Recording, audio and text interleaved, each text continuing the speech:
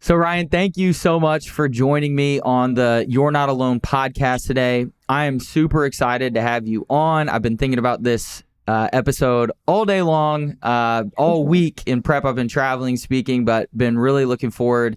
So this is a great way for me to cap off my Friday. And I want to start the interview by just giving you the opportunity to kind of give a quick introduction on yourself to my audience. My name is Ryan Hall. I'm 34 years old. I'm a co-founder of a gym here in Orange County. We've been open since 2017. And yeah, I'm just kind of hustling through life and trying to change lives and maintain happiness. That's it. Yeah, and I was stalking your Instagram again in prep, and I love your Instagram account. It's super positive, and obviously you're the co-founder of Motion Fitness, but you're also a combat veteran, trainer, dreamer. I know that you contribute to the Recon Sniper Foundation. So there's just so many different ways that you're involved. And on this podcast, really the goal is to talk about our journeys with mental health to get people on their path. And when we were messaging back and forth, kind of setting this interview up, you had mentioned one of the topics that you wanted to talk about were your childhood struggles. And so I kind of felt like this would be a good place to start because there are going to be a lot of people listening that I think will resonate with your story. So I kind of want to ask you, like, as it pertains to childhood struggles, like, can you walk me through kind of what that means, what you went through, like what that looked like? Yeah, so I grew up in Connecticut in a small town called Waterford. And my childhood trauma and stuff like that kind of started when my brother passed away.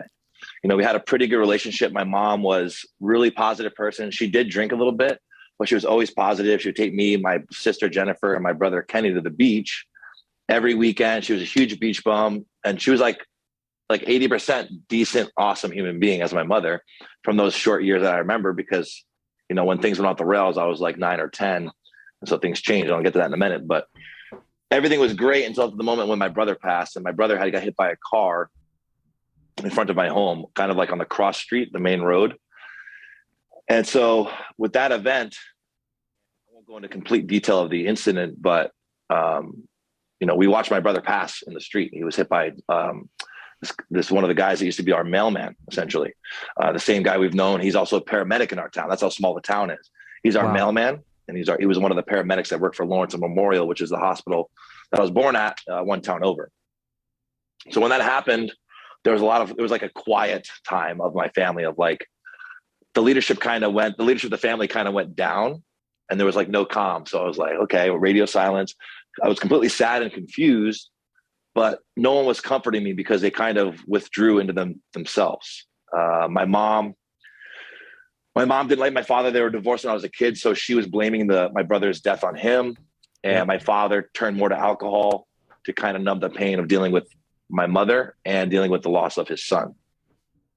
And so for me, I just was seeking purpose, and I didn't really know where that was. And I distinctly remember not shedding a tear for like the first week because I was so confused and hurt with pain. I didn't know really what was going on.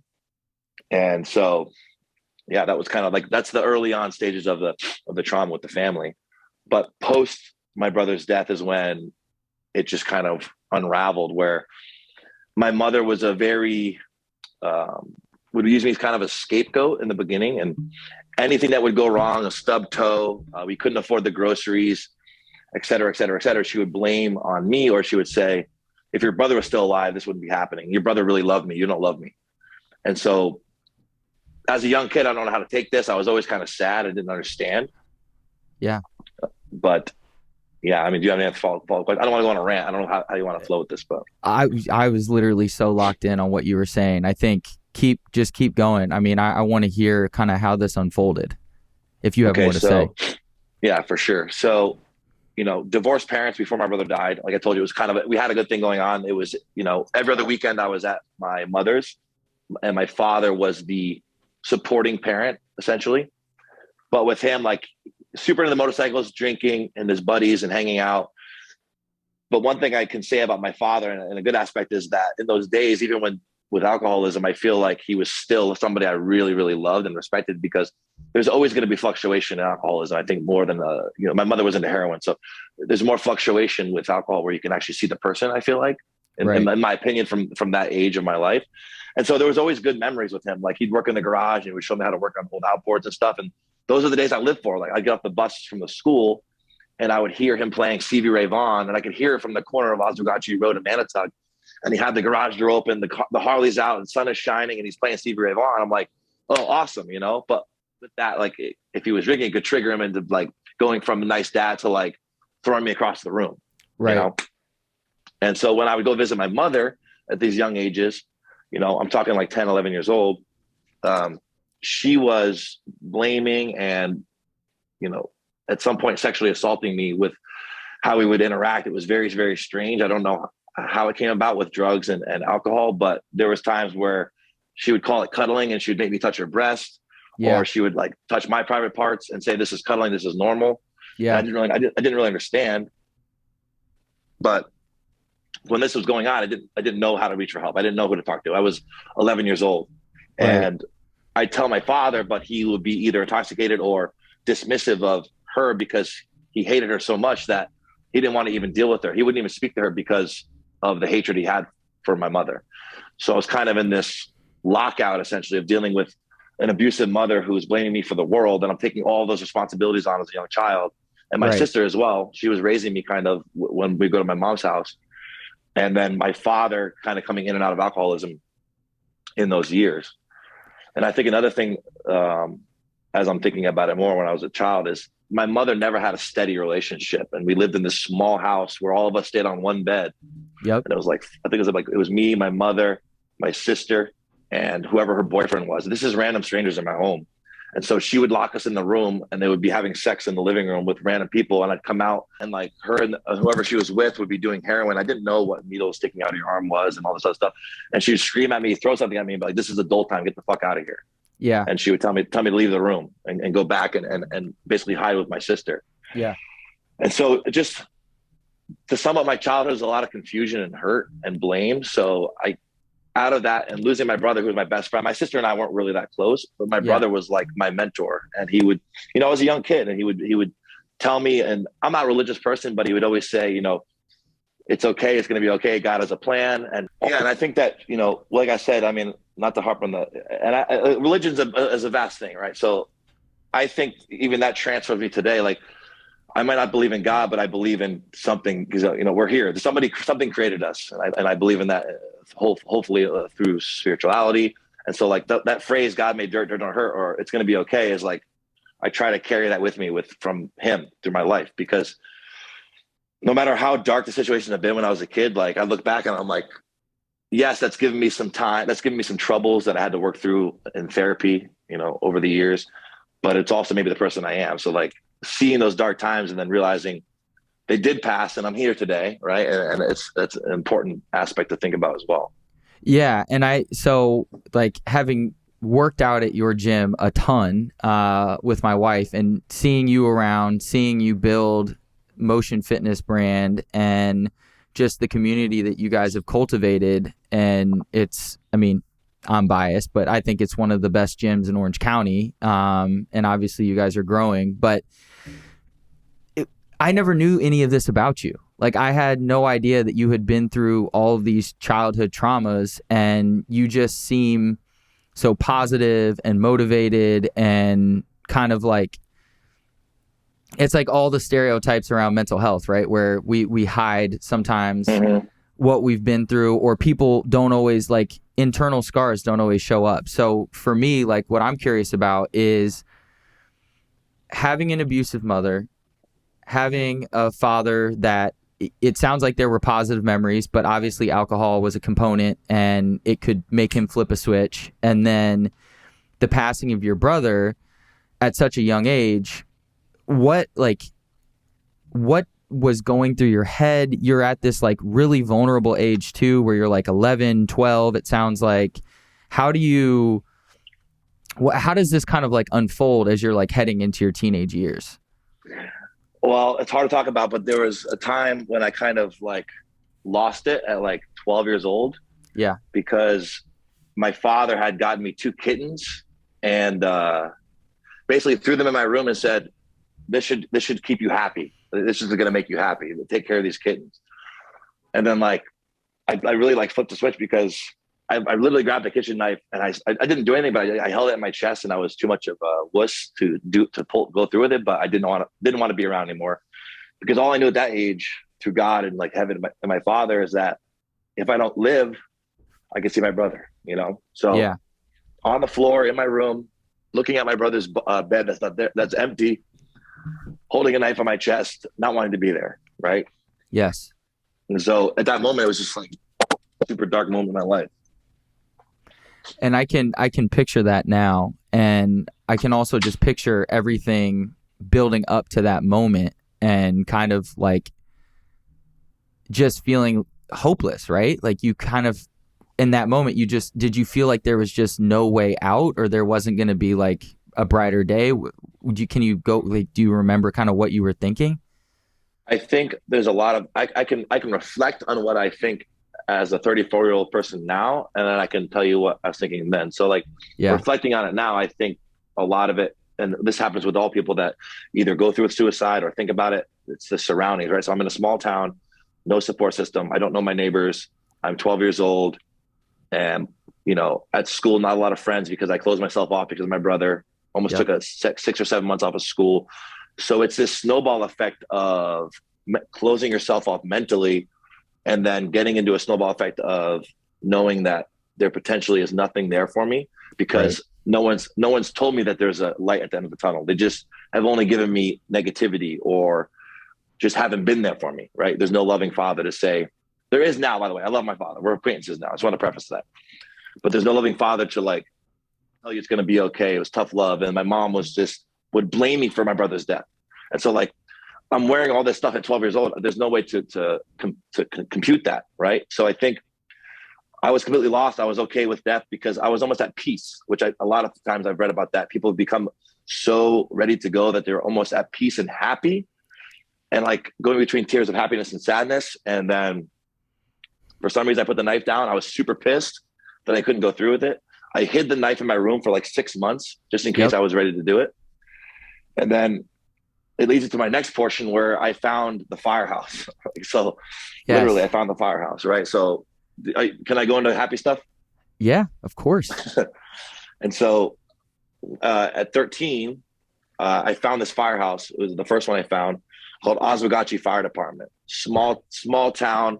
There's one paid firefighter on and the rest are volunteer. So I knocked on the door and I said, I want to be a fireman. And they go, you're way too young. Like, you can't do anything. They're like, you can hang out here and watch NASCAR with us, but you can't be a firefighter, not yet.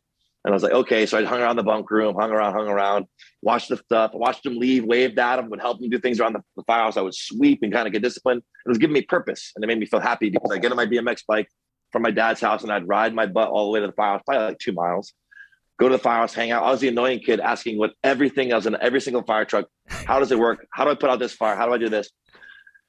But I still wasn't able to be a fireman. So I was just sad. Yep. Another firefighter told me about Jordan Fire Department, and they're like, hey, they're starting a junior member program, and like Oswegatchie doesn't have it, Jordan has it, you should go apply there. And so I was able to get into a junior member program at 14 years old at this place called Jordan Fire Department, which was like a half a mile from the high school. Yeah. So what was amazing about this is that they gave me fire gear, and I met these older guys that remind me of my brother, and I didn't have that support system because I was so closed off from the public. But these guys shared something with me because some of these firefighters have seen death. They've saved people from under the cars. And I wanted to understand completely what happened when my brother passed, because I want to help others and serve others so no one else has to lose their brother. People are going to lose their brother regardless, but I'm saying I wanted to learn the craft because I felt like I owed it to these guys for trying their best to save Kenny that day. Yeah. So the firehouse was amazing. It was a support system. I grew with them. I literally from 14 to basically when I left Connecticut, I was part of this firehouse, sometimes staying there for weeks on end because I didn't want to go home. And it was okay because it's small town stuff. And they let me sleep in the bunk room. Like, I'd have dates there. I was like, yeah, this is my firehouse. Like, I was so proud of it. Yeah. And it reinvigorated me to be able to be happy again in that moment. Yeah. And it seems like, so like I can picture this now because I can, the way that you described it, like I can picture that place of despair when you're talking about no support system, not feeling like anybody's there for you, the blame, the abuse, all the things that come with that. And then you get this group of guys that are called to a higher purpose. Like you said, one guy actually paid on staff, the rest volunteers, and you're there and you're getting mentorship and you're getting support. Would you, I guess, would you say, because like the man that I see today and who I know, just knowing the background, it almost feels so statistically unlikely that you would be where you're at now. Would you say that the firehouse was kind of that first step in transforming your life in the other direction? Oh, without a doubt. I mean, there was specifically a guy named Timothy Sullivan. Used to be a firefighter in New York City. Then he became a dispatcher in the Bronx, and then he became a fire chief of Jordan Firehouse.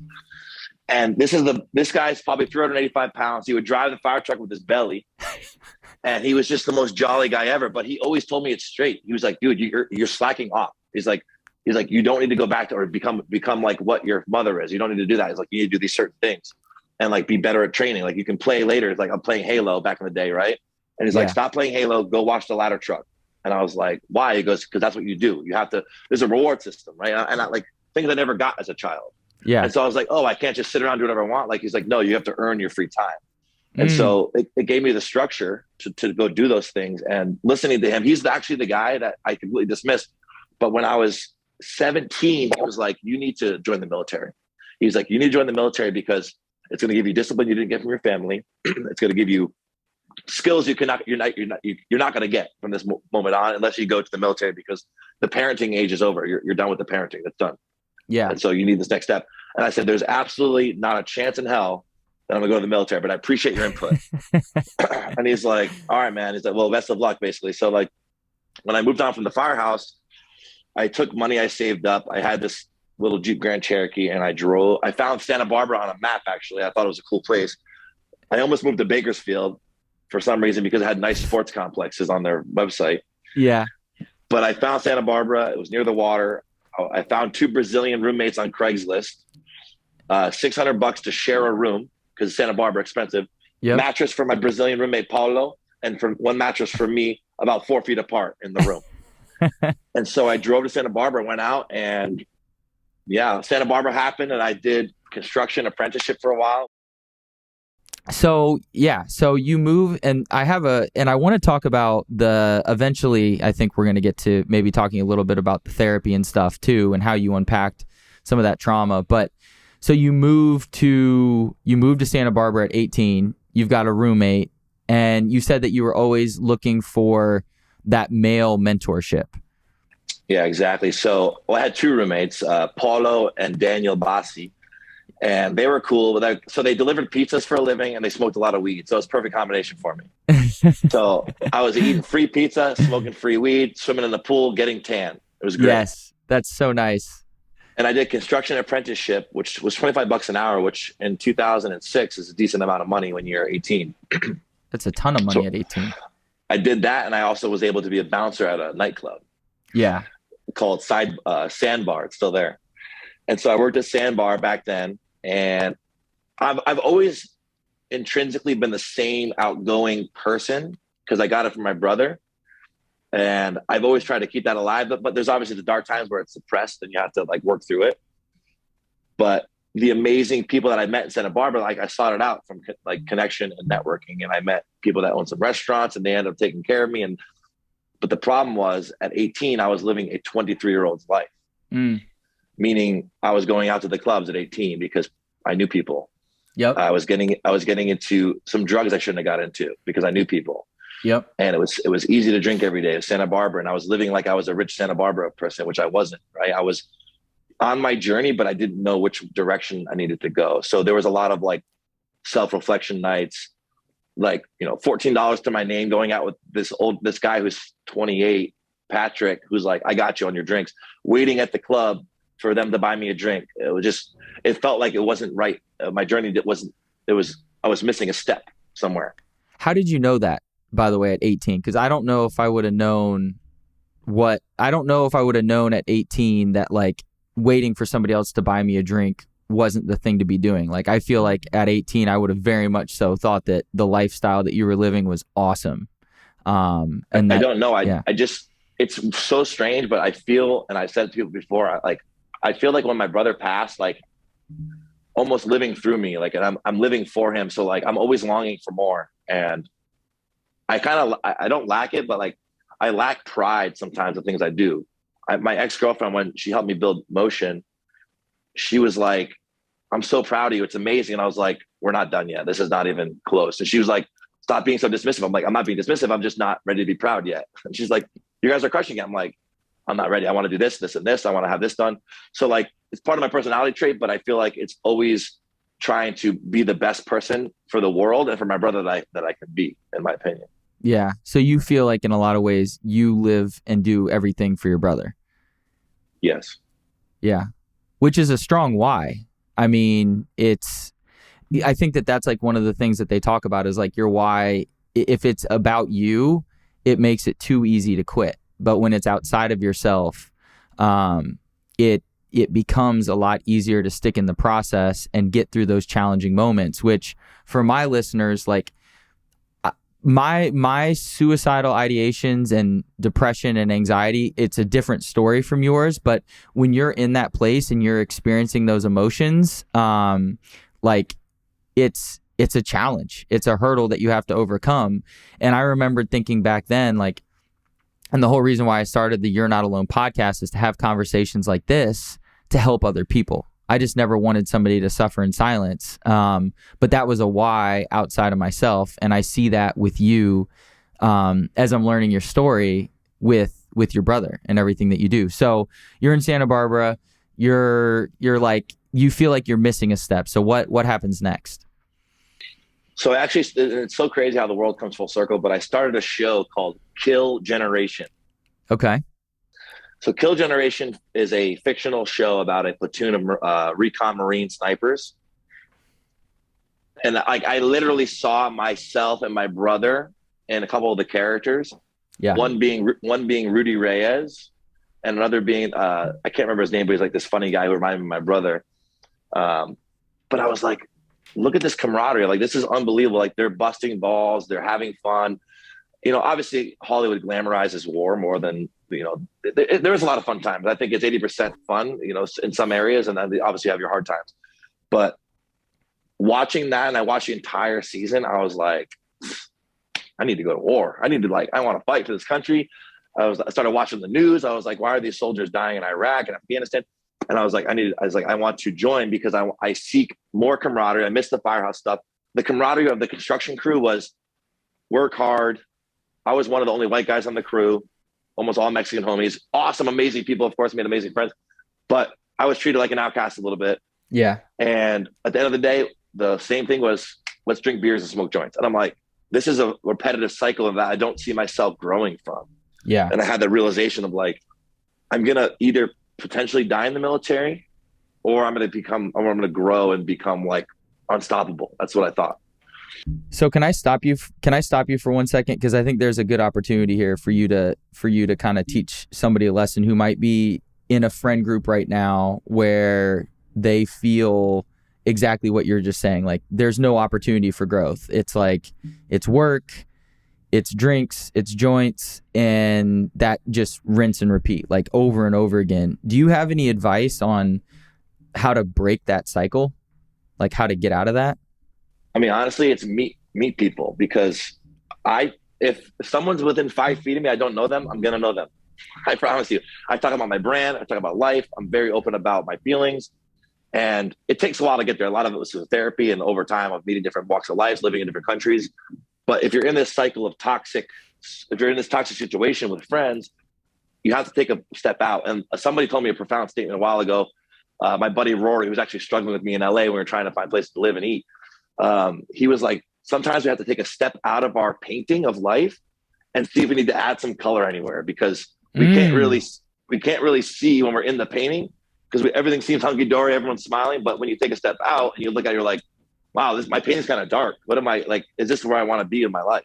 And Yeah. that comes with like separating and not hanging out with them for one weekend, maybe go on a hike with a different group, and you might hear things you've never heard, or you might see outlooks where it's like, oh, I don't have to drink every weekend. Oh, I can go kayaking. I can do this. Like whatever it is. And I'm not saying like you can drink with new friends and have good conversations, you know, but it's about understanding that toxic relationship and taking a step back and seeing what's truly happening. Because people lie to themselves all the time. Everything's fine. I'm making good money. I'm hustling. I'm going out to the club with my friends. And then, oh man, back to work on Monday. Let's go. And they're in this cycle, but they're not passionate and they're not living their who they truly are, in my opinion, because I was that Right. person.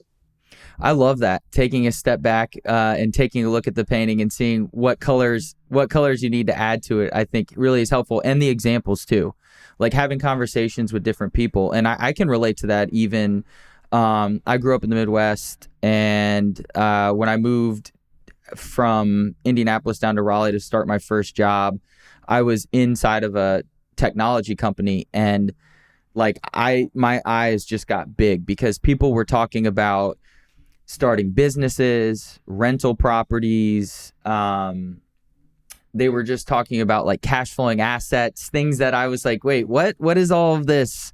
All of this extra talk? Because I was very much so like of the traditional 9 to 5, and then you have your party during the weekend, and then just rinse repeat. And so for me, at like a young age, 22, I was exposed to people that I think were just like thinking a little bit differently at that time.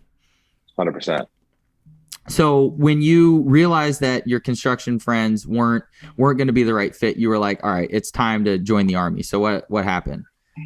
Yeah, so I found a recruiter, Staff Sergeant Nestor Serrano. I'll never forget him. He's on every single paycheck I've ever got in the Army, so I can't forget him. I have a social security number on my Army paychecks. It's crazy how the military works. But so I walk into the Santa Barbara office, and it's in Goleta, and I was living on Cathedral Drive at the time, which it used to be the Bacar Hotel. Now it's Ritz-Carlton. But regardless, the place is down the street, and I walked into the recruiter's office, and he's like, how can I help you? I was like, can I go to Iraq?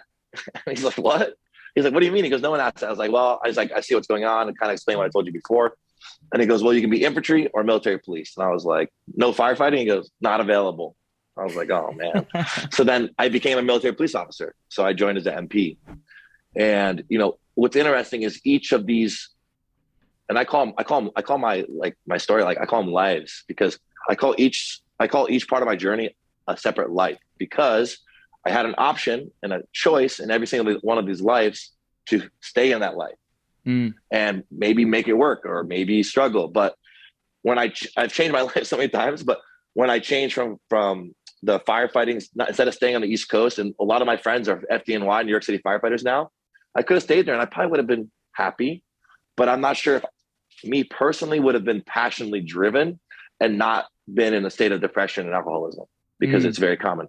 And then when I switched to construction, it was good. It was a breath of fresh air, met some cool people, learned some cool trades, but still same thing. People they were okay with what they were doing, and nothing wrong with that. Amazing. It's hard work. We need construction workers, but personally, my cup wasn't full. Right. And so, like I said, I missed a step. So what ingredients are missing from my life? Okay. Like now Timothy Sullivan's coming back in my head. You need discipline. You need structure. I was like, okay. So joined as an MP, late 07, went in boot camp, almost like early 08. Fort Leonard Wood, whole new deal now. Okay. So like, no time to be depressed. Okay. Like in basic training, it's like, we're on their time. There's no music.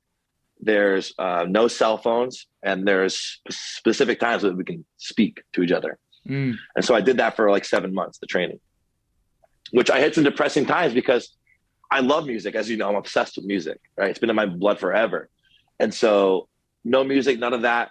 I was able to start bonding with these soldiers through these hard times. So that it was a blessing, because now that I'm struggling in the military in this basic training boot camp and going through these hard times in this austere environment, I have other people that are embracing the suck with me.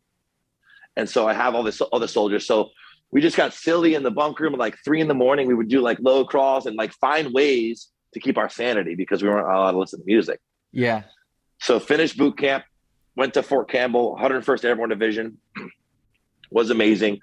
The military overall for me was a really good experience, and had some injuries, nothing too crazy from what I talked about. The other things I don't want to go into detail, But that it's interesting because even that didn't cause any severe issues. Like I've always had to overcome the brother thing, right? And I think it assisted me through the military and seeing some different things that, to this day aren't as affecting as me cheering up about my brother is more affecting to me than the combat operation.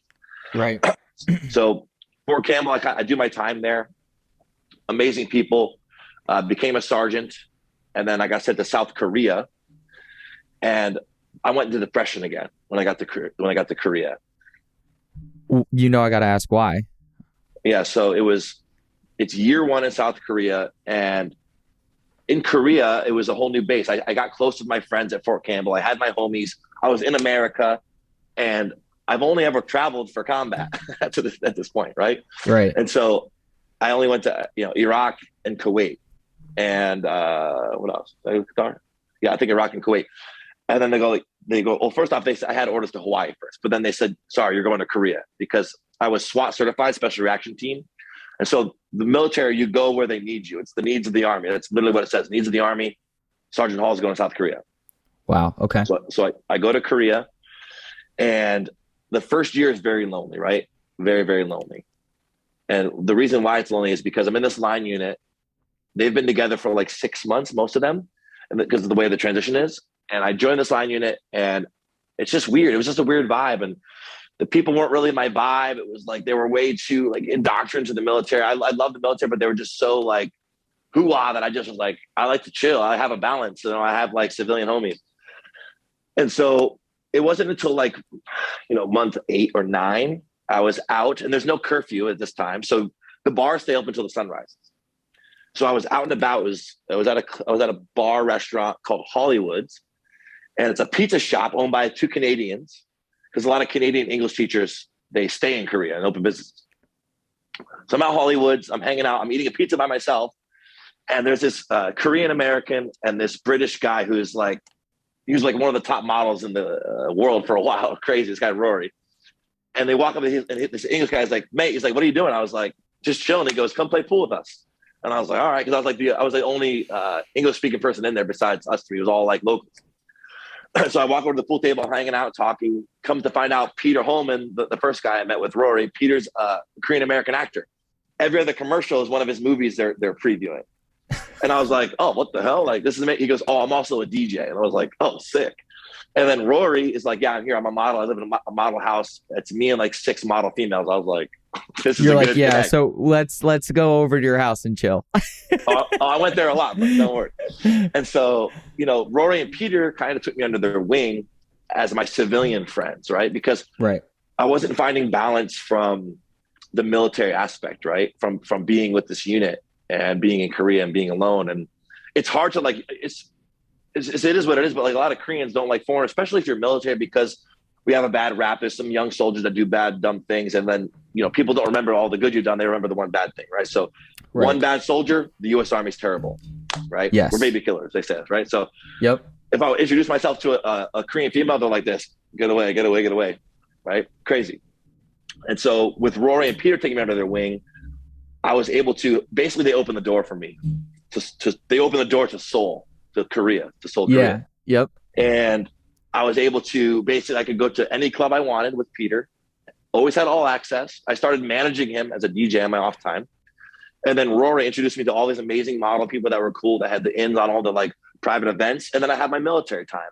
So I think that pulled me out of depression big time, because I had this balance of, I wasn't getting indoctrinated by the military where all I had was rank and uniform and guns and friends and violence. I had civilian. This is what it like. There is a world outside of the military. And it gave me hope to not want to stay in, because I wanted to do my time, serve, learn, organize, become a better person, and then move on. And so they gave me a lot of hope for the civilian life that was to come at the end of my Korea term, essentially. Yeah, I extended. I stayed in Korea 3.5 years, so I extended because I took over the SRT SWAT team out there. You were you were having a good time. You were like, there's no reason to speed this process along. I already served my time in Iraq. I did my time. A lot of people that go to Korea don't go to Iraq. They go to Korea first, and then they stay. It's actually a joke. It's called AIT. AIP. So that means it's like an advanced incentive program, but the soldiers used to sell to the soldier that didn't go. They called it the Avoid Iraq program. And I could, and I Yeah, I don't mean, blame you. no harm, no foul. But like, yeah, did my time, got my patch, went to Korea. Rory and Peter were awesome, and like, I mean, this is stuff that most people don't get to do. Like going backstage, hanging out with Data Life, hanging out with Tiesto, hanging out with Skrillex, because of these guys' connections to the clubs and everything like that. And the Korean society started welcoming me in because I met a lot of influential Koreans because they're at the club, at the tables. And I became a staple of this like club octagon. I'd go in and they're like, Ryan. And I would give them a hug. And it was like, I felt so loved and welcomed. I was like, okay, there's hope. I'm not just a dumb soldier. I can go do things post military. Yes. And I think that that's something big that for people listening right now on their mental health journey and kind of just their journey of life, the big theme that I see with you that's important is community and camaraderie and feeling connected. And I just think that isolation, especially in the last couple of years with the pandemic, that we've just seen this huge uptick in anxiety, depression, stress, overwhelm, obviously thoughts of suicide, because people are disconnected. They're not plugged in. They don't feel like they're a part of something bigger. And yet, I don't know how I know that you said that you're spiritual. I'm spiritual too. I wouldn't say that I subscribe to like any one religion. But like, we're also tribal. Like we come from nomads. Like we come from people that everything depended on the tribe. Everything depended on the group for survival. Like one human being out in nature by themselves for an indefinite period of time is a bad recipe. Like that's 100%. It's not going to go well. And I just think that's a theme that I just hear from you time and again is what has brought you purpose and was something that was able to really kind of pull you out of these depressive states. And just for people listening, like, can think about that, like what is your, and I'm even saying this for myself, like what does your support system look like in the place that you're at? Are they people that you think are in line with your values? Because even what you were talking about with the people in the military, like they were great. They served a purpose, but they weren't everything because they were thinking in one certain way consistently. And you had these other friends outside of that were like introducing you to all these new people, and you love music being another huge thing that I think is super important when it comes to mental health and kind of getting you into the scene, which I think is awesome. Yeah, I mean, those experiences I would have never had otherwise. And I feel like it shaped who I am and it allowed me to see the positive light at the end of the tunnel, and I was able to just gratify myself with the balance of work and play.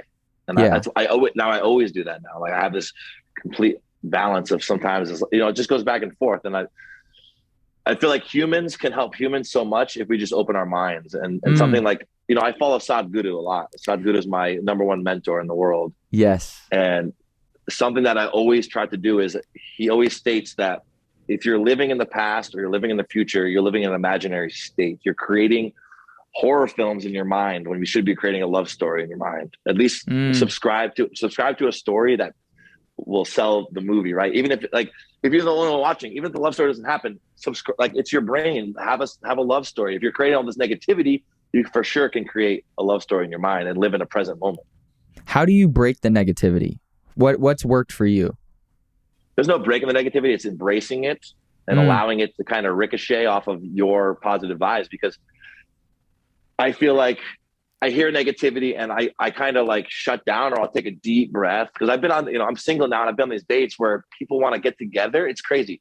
People want to get together and talk about all the things wrong in their life and the people that they hate. My girlfriend does this. She's such a piece of shit. I'm like, in my head, I go, I'm like, none of this matters to me, And I've ended dates. I'm like, listen, I'm not here to discuss negativity. I was like, I want to discuss things that matter and like inspire each other, because that's what it's all about.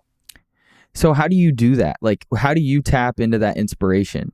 Like what works for you? And you talked about the balance too. Like, I really want to unpack that, because I think we're living in a world right now where there isn't a lot of balance, and people might be really, really heavy on the work side, and you're an entrepreneur. So there's work involved in that. Never ends. Yeah. It never ends. But you also I just keep hearing this other theme of balance and work and play and having fun. So what's your philosophy there? I think my philosophy is a little bit of selfishness. You have to be selfish because you're not going to please everybody. You don't know what people are thinking. So it's just one of those things. I feel like when you're selfish to yourself a little bit with the way you navigate your life, meaning to what you're talking about, if my friends are toxic, I'm going to cut them out of my life. I call it friends timeout. Yeah. Because I had a friend that was kind of like, he's making conscious decisions to do the wrong thing. And I talked to him about it and he dismisses it. Then I just basically cut ties for a little while and I put him in timeout because I'm not going to let them be an anchor to my journey. Yeah. And so I think the balance and the motivation that you're asking is that you have to take a look at everything in your life and see if it's going to be a positive manner or is this going to drag you down? Is it, because it's at the end of the day, the only thing that matters is our freaking happiness, our personal happiness. You can't serve other people. You can't be in a relationship. You can't do things unless you're intrinsically and mentally happy. And we're not always going to be happy, go lucky, but that should be our venture every day. Look at the things in our life that are affecting us and why are we unhappy? Okay, well, this person's been complaining to me every day for the last year. Maybe that's a reason, right? Yeah. And I also, in my journal, I'll write down, because I'll talk about it a little bit, 21 Days of Abundance. Have you heard of it? I saw the post, so that was going to be a question. I saw it on your Instagram. And one thing that I will say is you just hit on something really, really huge in terms of people that are going on their life journey, their mental health journey. I think they have to take a conscious look at their friend group, their support system, who they're hanging out with, who they're spending time with. And auditing sounds a little intense. I like how you say friends time out, because it seems like a little less intense. It humanizes the person. It's like, hey, look, you're another human. I still have love for you, but currently where you're at with your energy and kind of how we're all navigating the world, right? Like everybody's navigating their path. And I distinctly remember even like when I was down in Raleigh, before I moved out here to California with Kate, like I had a friend who he had really poor energy there for a while. And I just feel like every interaction I left with him left me feeling more heavy. And I was struggling with depression at that time. So I didn't even feel like I had that much energy to give. And then I would leave hangouts with him. I'm like, dude, I am drained. Like I have nothing left to offer to anybody. And you were talking about how you can't serve and help other people if you don't feel filled up on the inside as it is. Yeah. And I think a caveat to that is, I know you're not saying it. I'm not saying it. We're not saying don't listen to people's issues because we should be there for people, but there's a difference between seeking counsel and help and then just seeking someone to spit all the negativity that you want to talk about. Right. Two different things. One is draining and one is like, just comes down if you want to be there for that person. Are you that person for that person? Exactly. And that is a huge distinction. And I would even I'm glad you brought that up because I would even take it a step further and say every now and again, a little vent sesh never hurt anybody. You have to get some weight off. There's some things that you just want to spill out, just dump. You've cleared it with your friend or your significant other in advance. Hey, I'm not even looking for advice on this. I'm just going to dump some things that have been bothering me lately. Is that okay with you? And if you get the green light, just kind of letting it fly. You know what I mean? So I think that's a good distinction. But what is the 21-day abundance challenge? So a good friend of mine, Rachel and Kevin, down in San Diego, reached out to me on text and was like, hey, would you like to do this journey with us? She's like, I did it a while ago and it transformed me a lot. So it's Deepak Chopra. You can find it on Spotify, 21 Days of Abundance. And I have all the writing prompts. She had to send them to me because the Spotify is just the audio. Yep. But what it is it's meditation, but it's always prefaced and it sets a tone each day on like it's called synchrodestiny and like synchronicity and being in tune with ourselves. And I can't recite it. I try to do it quarterly, no joke, like 21 days every like 3 months. Yeah. And then it has a day one, it sets the tone, and then he gives you a Sanskrit mantra. Like I think there's one called Sat Chit Ananda. I think it means destiny, bliss, and existence, I believe, something like that. Mm. And so you say the mantra in your head during the meditation. I typically do it in sauna, and sets a tone. You do the meditation, and your mind really, it drifts. So I would sit there and I meditate, and I'd be like, "Stop shit on the in my mind," and then I'd be like, "Man, why am I still single?" And I'm thinking about it, and I'm just like, "Why haven't I met the love of my life?" And then I'm like, "Oh wait, stop shit on the." So Yeah. it pulls me back to center with the mantra, and it's not intense. It's easy to do, and it literally, like, at the end of 21 days, I feel like reborn, because each day has a writing prompt. And one of the writing prompts that was memorable was write down 50 names of people that have influenced you in your life, good, bad, or indifferent. And really think about it, write their first and last name down. And when I was writing, I was like, I totally forgot about this person. And like, it made me more thankful for my journey. And so like each day with that writing prompt is so special. And I think that gets you, what the word that comes to mind for me is gratitude. Like when you're like, I'm so thankful for these people in my life that I forgot about, or that like kind of have drifted to the back of my mind. And it almost kind of makes you realize that every chapter, I know you said like every different life that you have lived has led you to this point here. And in a sense, it's like, no matter how good, bad, shitty, wonderful every phase was, like it led you to this point, and there were people along the way that influenced that path for you. So you said it's on Spotify?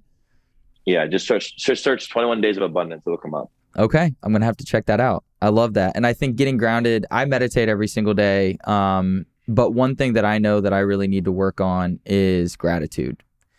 And that's something that I try to ground myself in every day, and like service. But running a business sometimes can be frustrating, and you're like, you can get caught up in the little day-to-day things. And it's like what you said about stepping back with the painting. And that was honestly a good reminder for me, because I feel like when you get caught up in the day-to-day of it, for anybody, right, whether it's a business or just living your life, like you can get dragged down into some of that negativity. So I appreciate that. So, okay. So you do the military thing. What happens next? So I get out of Korea. I go to LA, pay discrepancy in the military. So didn't have a lot of money. And so I really couldn't even go to my apartment. So I just stayed on a friend's couch. I was bouncing around. I was going out to like clubs and restaurants, trying to like meet chicks or guys who wanted to be like, go to the dude's house, drink beers, pass on his couch. Maybe get lucky, go to the girl's house, have a place to sleep. Right. My best friend in the world, Aaron, permanently gave me his couch, permanently for that time. Right. And basically I was like helping different things and saving up to pay rent, which kind of rolled into the person left, and I had to take over the bedroom, which was amazing. So I had the bedroom, and Aaron and I got along amazing. He's an amazing human being. And like, dude, one of the most positive people in the world. Like, he's literally my brother. And so like, whenever I'm like down or anxious or anxiety, he's like, it's all good, bro. It's all good. Like, he's always got my back, and like, he knows my mannerisms and stuff like that. So during that time, I'm out of the military. What do I do?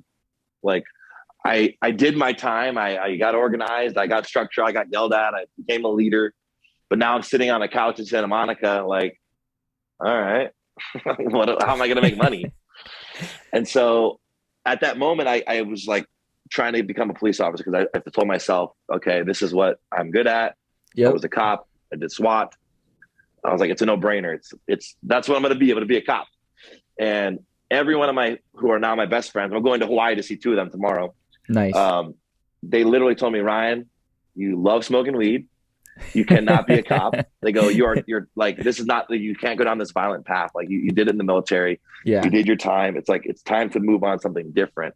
And I was like, I don't know. I don't know. And it was interesting because I actually had an offer of being able to go to South Korea again after that like kind of transition time from being with Aaron at the house and the police department hiring process. And so in that time frame, I got an offer to go to South Korea to be in a movie. And so I got flown to South Korea from LA.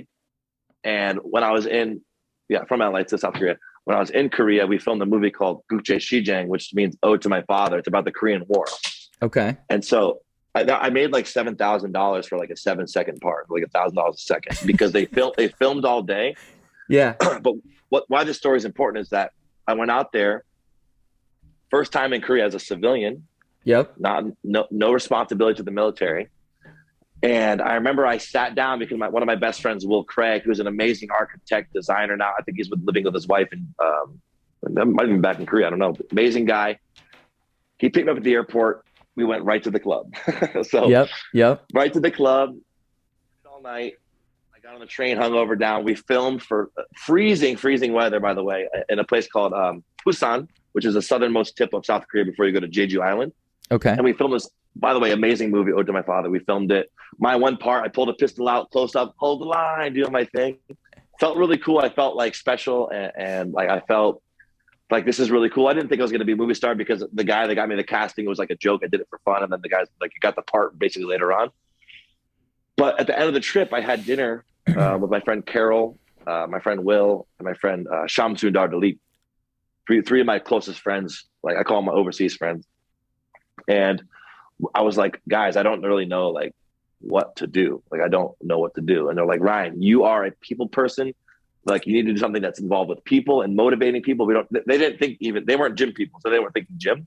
Yeah. But they were like, you need to be a networker, a connector or something, because you're not an office worker and like, you're definitely not a cop. But they went out the other, and I went back and became a cop in Southgate by Compton, but in Okay. LA. Okay. Got hired by Southgate.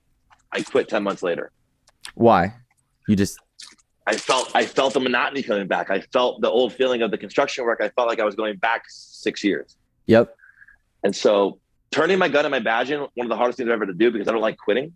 As you know, I don't like quitting, but quitting can turn into like, maybe it's a failure meant to happen so other things can happen. Yes. So I'm back at square one. What's my passion? What do I do? I didn't know what to do. I needed money.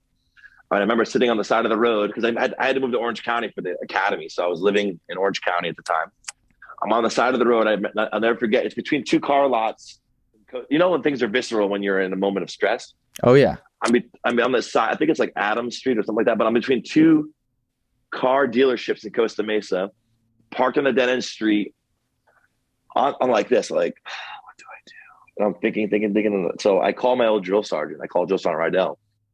And I said, I quit the department. I don't want to be a cop. I said, I need money. He goes, well, there's a job offer. You can take it in Saudi Arabia if you want for contracting. And I was like, what does it pay? He's like it's, it fluctuates, but it's like really, it's thousands and thousands of dollars a month, tax free. I was like, is it dangerous? He goes, not really. And I was like, all right. And so I took the job. Yeah. Went through a bunch of testing, and I'm a man, like, and my ex will attest to this. My Enneagram is type 7. I'm an enthusiast, right? Okay. I love the next big shiny thing, right? Yes. So that's why I'm the expander of motion. That's why I'm the creative here. That's why I think, it's good for me. I want to be on the hamster wheel. I want to go. Yep. And so I took the job. I go to Saudi, whole different world. Wasn't really depressed. It was a lot of just working out and hanging out, working for one of the princes and doing different things for the base. But it was fun, and I did like 6 months there, made some decent money. But still, I needed passion. I didn't know what the hell to do. I didn't know where I was going. So depression wasn't there because I was more resilient with things as I was going. But still, there was a little bit of sadness of like because I was living in the future. I didn't have like a lot of sadguru at the time. Yeah. And I'm like, I'm living in the future. I'm gonna fail. I'm never gonna be anything. I'm never gonna make any money. I'm never gonna buy anything. What am I supposed to do, right? And so when Saudi was ending, everyone that helped me when I was in my darkest times, I paid for them and flew them to Thailand. And I bought Aaron, Ian, Roy, and Scott tickets to Thailand so we could all be together. Yeah. Oh, and Sharif. And so they all come out and we meet in Bangkok. And these guys had never been there. I'd never been there. Amazing time. We did Thailand. They went to the Philippines. I was feeling sorry for myself one day. I was like, I'm not going. So they went to the Philippines, had like a bro fight. And then we went to South Korea together. We all went to Korea to watch my debut of my film. That's amazing. Yeah, so it was really, really cool. So that full is circle. Yeah, so full circle. That's dope. That everyone that from Korea met you in Thailand, and then you flew back to Korea to watch. Well, no, those homies were from helped me when I was hurting after the military. Like I'm talking about Aaron, all those guys helped me in my darkest time. Yes. Oh, okay. Okay. That's right. That's right. Yep. But Yep. those guys were already in Korea, so I saw them there anyways. Okay. Yeah. That's right. That's right. Yeah. You're talking But about yeah, the guys. Yeah. Okay. yeah, Makes so sense. when we did that, and then like those chats and everything like that was crazy because in my email box I had an email from an old counterpart. This is my next. So this is another life, right? Even the traveling is a life. I'm trying to figure out, do I just travel and be nomadic?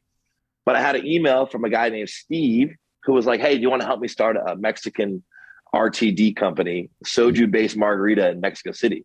Yeah. And I was like, I'm a yes man. I'm like, where do I go? I was like, "You're gonna fly me to get there?" He goes, "Yeah." So he flies me to Mexico City. I start living in Polanco, and we create this thing called Frosty Palm. It's a margarita, soju based margarita in Mexico City that we started. And that was like, okay, I'm an entrepreneur. I'm going to run this alcohol business. Yeah. I had an interpreter named Rodolfo. I got us into a bunch of Oxos. Oxo is the 7-Eleven equivalent in Mexico. Yes. And then I was in a bunch of nightclubs. I'm going out. We sponsored a horse race. I'm like, hey, I'm a freaking big business owner. Had this big, huge debut party, which I flew Peter out to DJ. The Yes. full circle. I always take care of the homies. Yep. He came out. He DJ'd, and then Steve at this party this is like 6 months into our business. At the party, he goes, "I spent all the money on drugs. I can't pay anybody." And I was like, "What?" So everyone that I promised, because I brought different networks that I met over the world, around the world, I brought them to Mexico, to Acapulco. Yep. So I ended up paying out some people my own. Oh, by the way, Aaron, I flew Aaron into film. Yep. So I made sure Aaron was paid. And then Lucas, the guy that I lived with during the freaking police academy, tells me there's a gym in Orange County called the 12 that's really cool, and I think you would kill it there. And I was like, trainer? I was like, hell no. And I was like, no one makes any money doing that. And he's like, well, you'll change a lot of lives. I go, well, that's intriguing. And so I was so upset with my business partner in Acapulco. I was like, well, can I stay at your spot? He goes, yeah. So I fly back. I quit that day. I fly back. Yeah. I make sure Aaron's good. I literally said, guys, I'm out. We had like about 4 more days there. I said, I'm done with this business. I'm out. He goes, what about your clothes? I said, keep them. I don't care. I'm not materialistic. I gave away, like recently, I just gave away all my stuff because I'm going to New York soon. And so I fly back, go back to Orange County. I start doing personal training. I did my certification. I used my GI Bill. Did 6 months of hands-on training with NASM at a place called Met Rex, which is now Costa Mesa the 12. Okay. And got my hands-on training. I was the loudest guy on the floor. They're like, you got to be a group trainer. And then that's when I really saw, and it was a switch where I went from no passion to, oh my God, I'm like a civilian sergeant. I get to lead these soldiers, take care of them, really get to know them, and I don't have to be mean. I can be fun Ryan, but also be stern when I need to be and take care of people and really put them under my wing and make sure people succeed. And they want the same for me. And I was so in love with it. Yeah. And that's what made me kind of go into the opening motion. So this story is absolutely fascinating. You have to know that you have a fascinating story. And if you haven't heard that yet, I'm here to tell you that you do. What is so a big part of, I think, my mental health journey and getting to the place where I'm at now is the passion. And it's like, that is what your story is. I mean, your story is a journey of finding your passion, stumbling through certain phases, being all in on some phases, like just like this mix of all these different time periods. What is the advice that you give to that person right now who's like Ryan back sitting in his car getting ready to call his sergeant, like, what is my passion? Like, what do I do next? I got to make some money, because especially in this time period, like obviously finances are impacting a lot of people, and that impacts mental health too. So like, and not being fulfilled impacts mental health, which is exactly what you were talking about in Saudi, where you were like, I was a little more resilient. I was having some of those negative thoughts because I was in the future, not in the present. But also probably because you didn't feel totally fulfilled like you do now. So what is the advice that you would give to somebody there? I think the best advice, just thinking about it now and the things I've done, is make decisions that are going to make you money and happy. And it's not in finality. It doesn't mean anything. Like, look at these little things I did, right? It doesn't mean that this is your story, but I feel like make a decision, do your best, and then reanalyze. Make a decision, do your best, reanalyze. If you have to live 6 lives to find your passion, who cares? Doesn't matter. Don't people put this label like, oh, I'm 40, I'm trying to figure out like, what do I do? Like, they spend so much time thinking about all the things they're not going to do instead of focusing on how to just live in the now, be the best you can, and then if it doesn't work, you go on to the next thing. Right. You have this uncanny ability, it seems, to just nothing that you look at is a failure. Everything you look at is a learning lesson. And I think that gives you an edge, because you can kind of throw yourself into all of these different lives, experience them for the richness in that moment. And granted, I'm sure there were stressful moments along the way in this journey, but somehow able to kind of see like, okay, there's a bigger picture to this, which is another thing that I've learned too, like in that mental health journey. Like, you have to if you see the bigger picture, it makes the tough days a little bit easier to get through. Yeah. And I feel like a big challenge of human beings, and I see it, like, I'm very observant, and I love, a lot of times I'll go to bars and I'll work on my drawings and designs for other locations. And I love it because it's like white noise, but I observe and I'm like, I wonder if this person's happy. And like, it's just interesting, right? Because we all live this life, and no one has it figured it out, because we're on a rock spinning around in space. But if people can truly just be unapologetically themselves, not to sound cliche, but things will change. Like, when I started just like, I don't care that I'm wacko, I'm weird, I'm loud, I'm whatever, I do my thing. Like, I'm not going to adjust my volume level because someone doesn't agree with it. It's about being your true self always, every day, and then opportunities will arise based off of who you are as a person. Yes. Henceforth, the emails that just magically seem to appear in your inbox, and opportunities that just kind of floated out of nowhere. So, all right, so we're to motion, and then I know we're a little over time, so I want to be respectful of your time, but I'm curious. So your buddy tells you about the 12 that teaches you, wow, like, okay, again, it's that community aspect, which is a theme that we've seen over and over again now in your story. And you land at motion. Yeah, I left the 12 because I didn't agree with the ownership, and it was just like it reminded me of like a little bit of my father, because the guy was like a finance guy that ran it, and it was do this, but I was like, there can be more love in this community. And what's sad is like the community is great, but like, if the community is great, but the hierarchies makes you feel stressed out or makes you feel weird, then it's not the place to be. So, I got together with Scott and Kenny and Mary Beth, and, I said, we all had our ideas. We all do different gyms. I was like, I love, this is the logo I created. I was like, I think this is something special and we can do it different. And I mean, it's been like 2017, July 1st feels like yesterday. I remember that day I lost my voice. I was so excited. And I couldn't believe I owned a gym. And now it's just like this special place where people can come together and they're not scared to talk about their feelings with their trainer and like say like, my father just passed away, but I'm here. And it's like, we're here for you. Or I got into Princeton. It's like, oh my God, amazing. Right. So we're like group therapists. And I love that, because during the hour, whoever chooses to come in those doors, I love on them. And those are my soldiers. And just as much as they love on me, and it's a reciprocal thing. So it's just special amalgamation of like love, passion, music, and like there's nothing else I want to do, and I'm gonna take this place to the moon. I love that, man. So how important has fitness been for you for your mental health? It's paramount. If I go a few days without, and like by no means am I like ripped, because I love eating pizza, but don't we all? I think the balance of like, I did a video a while ago about it. For me, working out is an hour session, and I call it's like a figurative boardroom with 10 other versions of yourself. And you're able to work out all the problems in your life, and really like, that's the back to the picture thing. So when I train, I'm training so hard, and I'm like, and when I'm in the most amount of struggle, when I stop, I'm like, I have so much clarity. And like, I was building, like, for instance, simple thing, building these benches. We got these new incline benches. I'm like bench number 8. It's monotonous. And I was starting to get tired. My back was hurting, and I was like fumbling. I couldn't get the thing. And I was so mad that I couldn't get the bolt in the back of the chair. I went and took the class at 9:30, got destroyed, dripping sweat. took a shower, came out, knocked out the benches, super stoked, dancing around, put music on, and I felt better. And Yeah. like, it's just, it's literally, it's a lifesaver, and it will save anybody's life if they commit to it.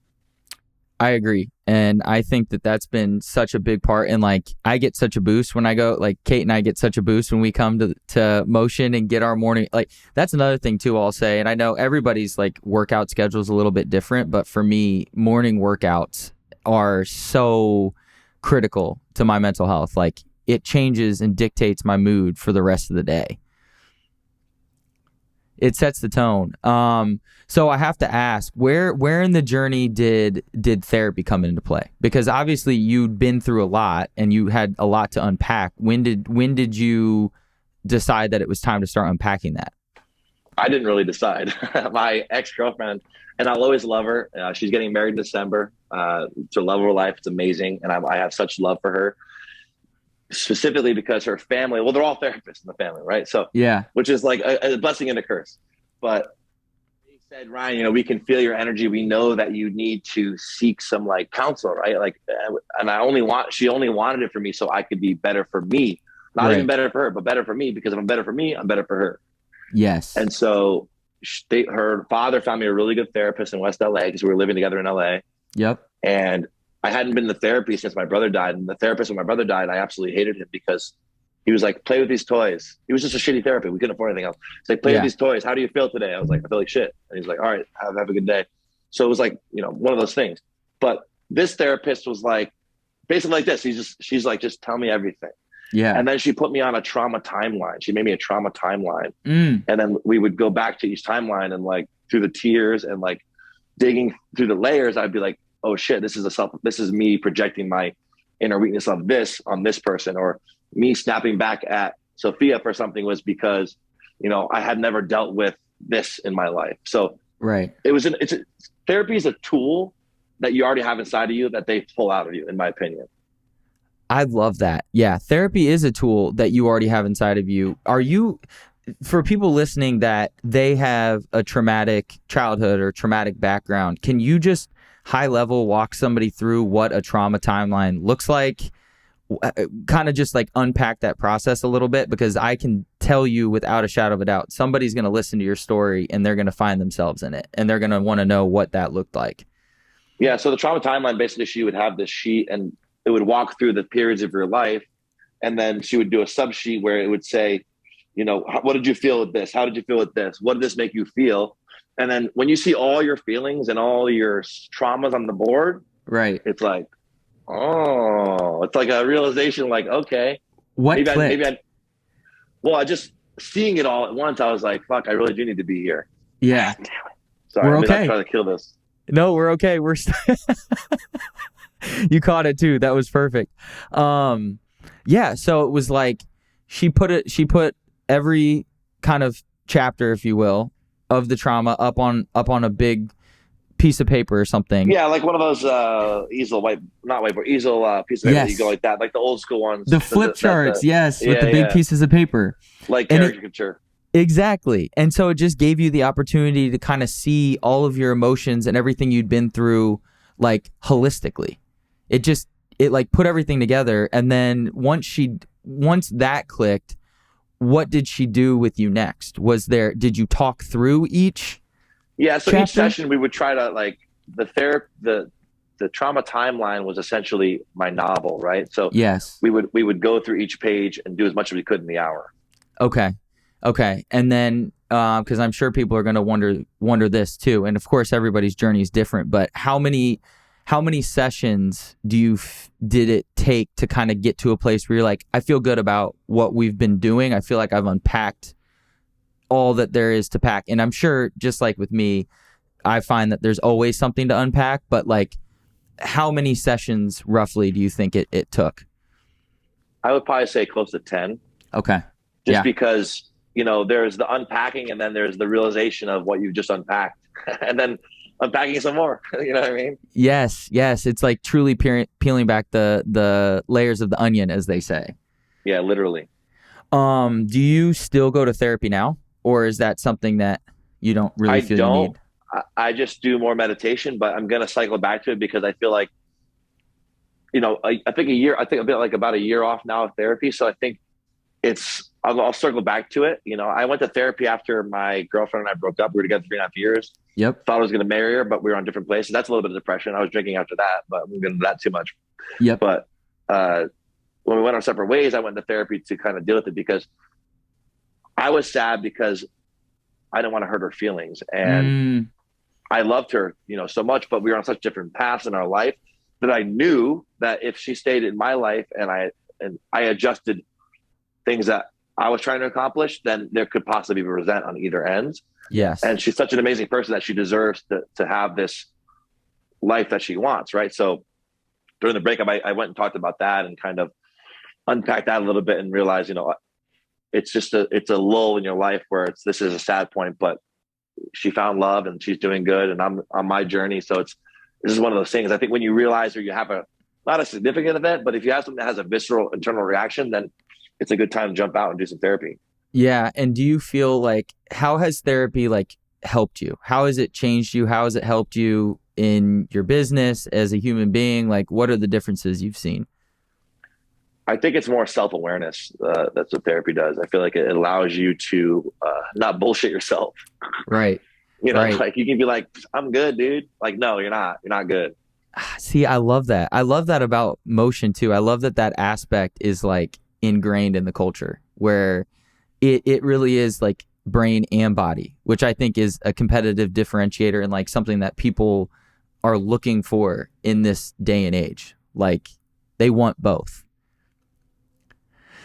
So we went way over time, but that story was too good not to unpack. I wanna end the podcast by asking you, what is the one piece of advice you would give someone who is right at the start of their mental health journey? Just keep on going. Honestly, you have to understand that in the journey to wellness and self-betterment, that even though you're making the right step to better yourself, there's going to be days where you don't want to go on. And right. You have to understand that the day is only 24 hours long.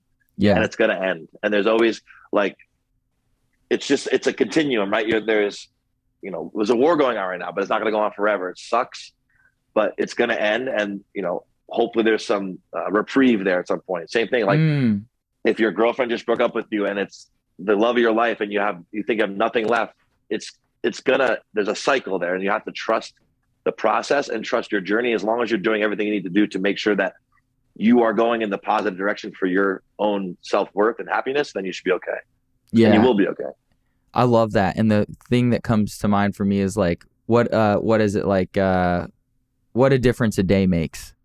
Sometimes it's just a shitty day and then you go to sleep and you wake up and it's a different feeling. And I've noticed that a lot in my own life. And then obviously there are times when you're in a depressive state and you need some of that extra help, but chugging forward and staying on your path, like you said, I think makes all the difference. So I think the number one thing as well is that when you are in your darkest times, do not seek out alcohol or substance, because you got to seek out meditation, because you can't use a depressant as a healing. Amen. And at one of my lowest points, alcohol was a friend, and it's not a great friend. That's a friend that doesn't love you back. It doesn't help. No, it's always there, but the next day you're going to wake up I'm so depressed. I need more of this. And then you get into this, snowball effect, essentially. Exactly. And meditation, everyone needs to meditate. I don't care who you are, if it's 1 minute a day, because the shitty day stuff, I've had days where I'll tell you one day at Motion, I broke something and then I rolled my ankle and then I couldn't get this thing to work. And then I threw a wall ball through a $5,000 window on accident. And so I'm just I started laughing hysterically. I was like, well, this ain't my day, but it will be tomorrow. Yeah. Yes. And then you meditated and brought some peace. Yeah. And I meditate every single day too. And I think it's changed my life. It is the one tool. Your breath is that one tool that's always with you that you can go back to whenever you want it. Exactly. Well, I appreciate you, man. I knew that this was going to be a good conversation. I knew I was in for a good story, and you definitely delivered. You've lived a very interesting 34 years on this planet. I appreciate you filling me in and filling in the audience too. So let them know, my listeners know, where they can find you and then access any of your resources. You know, obviously Motion is one of the best resources you have to offer to the world, and including, I think your Instagram is a wealth of knowledge too. So just fill people in on where they can connect with you. Yeah. So at Instagram, it's SGTHALL, Sergeant Hall. Very easy to remember. Yep. And I would say things to remember is I use a thing called Sync Mind on Spotify. I've been using it for every single night for the last, like, since it came to fruition. And what I do is it's Sadhguru's speeches and it's binary beat. So it's really nice for the ears. And so I'll put on a sleep timer for 1 hour and let them play. And it's like, you know, it's just constantly resounding in my mind. So I've been going to bed with that every single night, no matter what. Even if I went out for drinks, if I have somebody over, chick over, I don't care. I'm like, hey, we're putting on Sadhguru. If you don't like it, you sleep in the living room. I love that. Wait, so what is this? I need to make sure I find this on Spotify. Sync Mind, SYNC, and then MIND, and it's a binaural beats of Sadhguru. Okay. That's great. Just wrote that down. I'm definitely going to be checking that out. And then if people want to come and get their asses kicked, they can come to Motion. But as you know, it's a mental, physical, it's full body. Like, yes. Spiritual. Yes. Yeah. No, if you go to the workout class, y'all, just giving you a heads up, you will get your butt kicked, and you might just get one weight peeled out from underneath you and a heavier one put in your hand too. So, but you'll grow mentally. That's right. True. 100%. Well, I appreciate you, brother. Thanks for coming on to the show. Yep. And I look forward to future conversations with you. All right. See you soon. Thank you, Zach. Yep. Take care.